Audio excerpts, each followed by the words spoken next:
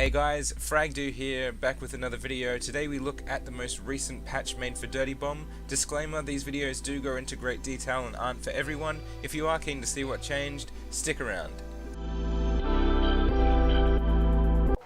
So here we are in February's fine-tuning update for Dirty Bomb. I've had a look through it. This is probably going to spark a fair bit of conversation for you guys that like watching these videos. A lot of changes, a lot of buffs in unexpected areas, and debuffs. Sparks just keeps getting railroaded. So let's have a look through it now, starting with balance changes. Very interesting. Let's get into it. So balance changes is the hot topic in this patch, as I said. Now all they're going through here is the fact that they've analyzed a lot of data collected through December and January, collecting feedback from us as well. They've tried to identify a few areas that they believe needs fixing. So these three areas mainly would be to make Thunder a more viable option in higher level play. He's obviously not getting used very much at all for them to be putting such a strong flag up for that, and they've addressed a few more overpowered augments, which on that graph there down in the middle we can see quick charge is streets ahead of other augments being used. So obviously a favorite there. It's hard to say if a favorite is necessarily OP, but obviously if it's everyone's favorite across such a broad spectrum of flavors and tastes, you start to wonder, don't you? And then thirdly, move the machine pistols away from SMGs and more into secondary and pistol territory. So I don't know if they're talking about the fire rates, I don't know if they're talking about what slot Sparks will use, etc. But let's keep having a look. First up we have notes on mercs. Okay, so first on the list of merc changes is Kira's movement speed. It has taken a hit from 9 to 8.8, so it's not that crazy, but it might be noticeable. Movement speed is something that you notice. I think most of you guys have probably played Aura or someone like that and then swapped to Skyhammer or someone, even Rhino. It's very, very noticeable. So let's have a look at that. And then when aimed at a wall, orbital lasers will now get called down slightly farther away from the wall. So I think that's to combat the invisible lasers, I'm not sure. Nader, reduce grenade launcher inner damage radius, and direct hit damage remains the same. What I believe they're doing here is stopping Nader from being so spammy. Obviously she's a spammy class, but what they're looking at is the radius for each grenade is still the same, however the max damage, so like the kill zone, is a little bit smaller. So the more accurate you are, you're still going to see the same, especially when they're talking here, hit damage remains the same. That's really good. I think it just means that they're still making her a viable option, but they're saying, let's get a little bit more skilled about how we're doing it. We're talking middies like Team Fortress 2 and things being rewarded still. So that's good. Phoenix increased maximum healing pulse given to teammates to 100 from 80, so he's going to heal a little bit more than what he did. Really cool. He can be used quite selfishly, so let's hope that this gets people in and sticking with a bunch of them, and you know that it's actually a good counter for Nader, because Nader does, or anyone that does AoE damage quickly, his heal is obviously an AoE as well, and it's gonna get a bit of a buff here in this patch, so that's cool. Not much to say about this one. Red Eye increased hitbox sizes by 2.5%, so now Red Eye matches mercs like Skyhammer or Stoker. So when we increase hitbox, we're making it easier to get hit. So interesting that that would ever be different, but anyway. Rhino increased minigun spin up time and reduced the maximum bullet spread. So they're saying it takes longer to fire, but when you do, it's going to be a little bit more accurate, which is pretty interesting, I guess. He is quite sloppy at a longer range, but if you get him in the right position, he's amazing. So I'll personally be playing Rhino after this to check out how it goes. And as I mentioned, the amount of revive health provided, Sparks for starters, the amount of revive health provided by the reviver gun is now has a damage fall off similar, so it's got reduces over distance, matching the damage fall off. So what they're saying now is if you revive from a really far point away, yeah, the person getting revived's not going to have much health. So what do you guys think about that? Like I said, I had a chat with Summer this morning and not too impressed with that one, and I've got to say I'm not a personal Sparks isn't a personal favourite of mine, but it seems like she's getting pumped at the moment. What do you guys think? Are you guys Sparks fans, or were you Sparks fans? Stoker, reduce the direct hit Molotov grenade explosive. I cannot tell you how happy this makes me. I don't like it when people, when I see Stokers running around with the Molotov in their hand and they just throw it at the first thing they see, that makes me so mad. Remember that you have a gun. The Molotov can be used to slow an advancing team down. It can be used to trap teams while your team comes and gives you backup. It's not always the best way to just run around. It is fun to get kills, I'm not saying it isn't, but just seeing people throw it at the first thing that they come across is... oh, wow, it's just so annoying. Anyway, so there's that. So the patch notes exactly mean that if you throw it and directly hit someone, it's going to do less damage, meaning that it's probably not going to be an instant kill anymore. And Thunder, reduce concussion grenade cooldown to 15 seconds from 17, increase the concussion grenade maximum stun duration by another second, increase the concussion grenade stun radius by 75% of a meter, and increase the same for the scramble radius, aka. So let's jump through that now quickly. Reduce concussion grenade cooldown, you're going to get them quicker. Increase concussion grenade maximum stun duration, so you're going to stun them for longer. And increase the stun radius on people and deployables. So the radius, or the effective area of your concussion grenade is now going to be bigger for people and for deployables. So turrets, mines, and all the mercs, of course. Interesting, they said that this was probably one of the highlights for the patch. So I don't play Thunder a lot. I played him the other night, and while I tend to lean towards Fragger because he's got that instant gratification with the frag grenade, so you throw it, you get a kill. Throwing out a really good concussion grenade is actually quite effective. I've triple killed many times now with him, just with a well-placed concussion grenade. So if you guys are looking for a merc to buy, while he's been buffed, it might be a good time to get in and have a look at Thunder. And my personal favourite of the patch, Vasily, now has more health and gets his heartbeat sensor quicker. Okay, I wasn't aware that there was an issue there, but now Vasily has a bit more health, which is great news for me. I love using Vasily, and I can you can throw his heartbeat sensor down. So what we're looking at is a stronger and more agile version of Vasily now, because ultimately, if you're getting his heartbeat sensors more frequently, you're able to move around the map and set up. You don't need 20 seconds, or you shouldn't need, in most cases, 20 seconds to throw your heartbeat sensor and then kill anything in that area.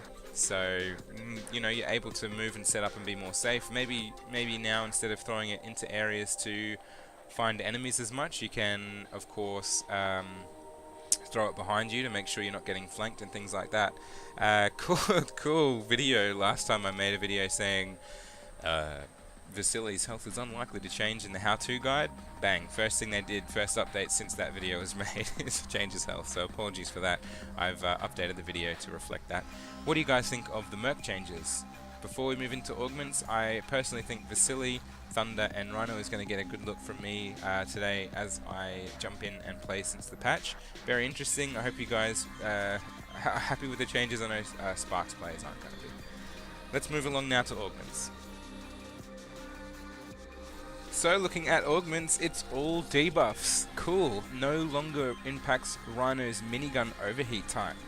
So you're not going to get a longer firing time just because you got cool equipped on a Rhino. Bummer. Nitro now gives a 40% increase in minigun barrel acceleration instead of 50. And quick charge is a debuff to Sparks Reviver gun. So the Reviver charge rate was at 25% boost, now it's at 15. So all self-explanatory and all debuffs. So Rhino taking a hit there, and so is Sparks. What do you guys think about that? I'll move straight on to weapons now. Poor Sparks. Alright, so onto weapons. Now generally the sniper rifle's sway has been reduced by 10%. Guys, this is so good. I'm going to Vasily the crap out of my game today. Sniper rifle scopes now blur a little when jumping to communicate the increased bullet spread. I think that the changes, these are good. These little things are picked up by players, so when you're jumping and it blurs, you're going to go, oh, that's not very effective.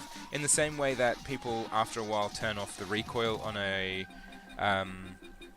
crosshair because they understand that there's recoil. Like in Counter-Strike, I don't work a recoil crosshair because I'm aware that the longer I shoot, I've been playing it for long enough. But for new players, this is really good because they jump in and they try to do, you know, a Counter-Strike scout shots. Sorry, I'm referencing Counter-Strike a lot. And they're not able to do it, and it can be a bit confusing until you put in something like that. So I think that's a good change. Reduced maximum spread when jumping iron sight state to make things feel more consistent. Okay. Okay, cool. So you're a bit more accurate now when you're jumping in an iron sight mode. I didn't see that coming. Interesting. So the BR16AR increased the vertical recoil by 10%. The Drace AR got a buff. It reduced the horizontal recoil and the maximum spread by 10%. Holy shit. That's awesome. I love the Drace. Can't wait to give that a play too now. Grandeur SR increased the magazine size to 13 from 12, so you got an extra bullet in there now. Reduced the recoil by 10% and reduced the maximum spread by 10%. That's a gun that I really like when I'm aiming well. So they're giving it a bit of a buff there and saying shoot more frequently and you won't be punished as hard, so that's cool. I'm liking the sound of that. The K121 LMG reduced the starting spread by 10%, so now it's, you know, like the AK in Counter-Strike. Why am I referencing Counter-Strike? So basically your first few shots are going to be a bit more accurate in the chamber. So the MK46 LMG reduced reload time to 3.2 seconds from 4.1. Pretty cool. Reduced maximum spread and reduced horizontal recoil. So that's getting a little buff there, which is cool because not always the most recommended of the LMGs. Actually, what am I saying? It is my favorite one, but still a bit more accurate. Why not? The PDP-70, which is the auto sniper, increased magazine size to 11, so they gave you another bullet in there, and reduced the recoil by 15%? What? Okay, cool. Stark AR, increased bullet spread and increase, so that's getting a debuff there. So they're increasing the amount the bullets fly around and the amount the gun kicks back on you too. So let's have a quick look at this guy here. So relative assault rifle effectiveness, we saw that the Stark AR was above, so they brought it back down. Ah man, I love the AK, oh the Timic. Cool. So that is nothing too crazy there, but I'm surprised that certain things are getting buffs and certain things are getting debuffed. The Bishlock reduced maximum spread by 5%, increased damage fall off starting range, and increased fall off maximum range. Okay, so interesting move here. It's a little bit less effective at range, however, it is going to be 5% more accurate. So the spread of the bullets is going down by 5%. Krotzini SMG reduced damage fall off starting range to 18 meters, so it's going to be shooting less powerful sooner, and reduced damage fall off maximum range. So yeah, another little debuff for the range there, and that might be what they were saying at the start, is that they want SMGs to be sort of differentiated to the pistols too. So Hotchkiss SMG reduced starting spread by 15%. Cool. So that's going to be a little bit more accurate like before. And there we see another graph showing that the Krotzini was smashing it. I've noticed in a lot of Frag videos recently, anyone who can get their hands on one of these is using them. And the Keck 10, man, that fire rate and the low recoil, awesome. The Colden pistol increased magazine size to 8 rounds, cool. Reduced bullet spread by 5%, cool. Reduced recoil by 5%, so the Colden just got a buff as well, interesting. The Desert Eagle reduced starting spread by 10% and reduced the recoil by 10%. Whoa, wow, wow, wow, wow. So interesting, this patch. Empire 9 reduced magazine size to 35 from 40, reduced the fall off and reduced the damage fall off. They reduced the minimum damage and they've increased the horizontal recoil. So Empire 9 takes a big slap in the face. M9 pistol reduced damage fall off starting range and reduced damage fall off maximum range. Okay, interesting. Looks like just a whole bunch of buffs and debuffs to the starting ranges of the damage fall off and things like that at the moment. MP400 reduced magazine size and reduced the minimum damage max range. Remberg 7 increased the rate of fire. Okay. And the revolver now has reduced recoil, and the and Wetzman increased the recoil by 10%. That's probably not a bad thing. I you can really start letting rounds off pretty quickly, or you used to be able to, and still remain pretty accurate. And the Tolan MP reduces magazine size to 30 and reduces the maximum damage range from 5. So what do you guys think about all this? Quite an extensive, like not much was left untouched. The AK wasn't touched, and a few others, but a large amount of shuffling around there. So that's the meaty part of this update, is all the, as I said at the start, is the changes in effectiveness. What do you guys think? Leave a comment. Moving on now to bug fixes. So last on the list now is bug fixes. Fixed bug where health packs could sink into the floor. I'm not sure that I've seen that one. Fixed a bug where more than one C4 can be planted on a single objective. Have seen that on Dome. Fixed several collision bugs on Dome. So just a few little bits and pieces that they're chucking in here. I was surprised to see another update so quickly, but not so much now because they're just playing with the stats. So nothing too good in this one in the way of new content or things like that. Someone just went in and changed a bunch of numbers mostly. So interesting, not as cool as I'd hoped, but what are your thoughts? Are you enjoying the way things are heading? I'm so confused. Some things that I thought were pretty good as they were got a buff, and then other things just keep getting shat on. Obviously, from my experience while playing, I am a person who plays casually in just normal servers. Unfortunately, I can't ever get competitive games, and I don't have a group of people that I lobby with to sort of scrim with others. So obviously, the more better you get at the game, the ceiling needs to sort of basically, yeah, the range of player skill is pretty great in this game. You can jump in because it's free to play and have a bit of a bash around and enjoy yourself, or you can get a bit more serious about it. Not as much as Counter-Strike and other titles who have had a bit more time to establish themselves as a supportive game for the higher skill ceiling. But nonetheless, what do you guys all think about this? I know that we've got some people in my subscribers now who are a lot spread over that skill range as well. So interesting to see everyone's mixed thoughts. Leave a comment about your personal opinion on everything we've touched, and thanks very much for watching. Happy fragging.